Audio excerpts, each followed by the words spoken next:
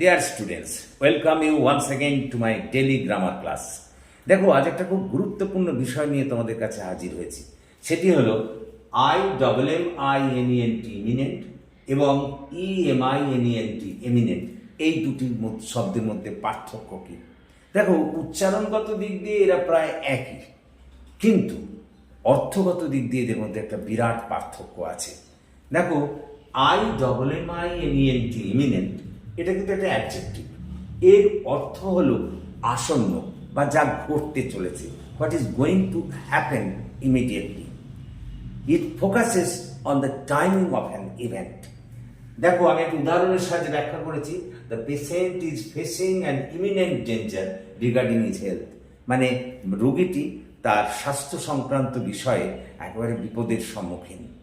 আর অন্যদিকে দেখো, EMINENT eminent, eminent এটি কিন্তু একটি অ্যাডজেক্টিভ এবং এর অর্থ হলো বিখ্যাত, অর্থাৎ যিনি বিশেষভাবে খ্যাত তাকেই আমরা বলি eminent.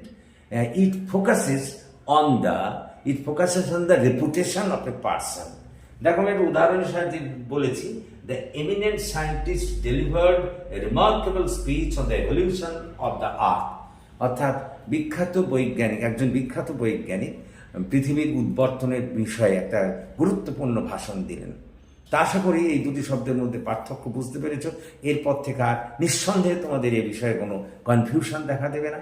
So thank you for watching and listening. So please comment, share and subscribe to my channel.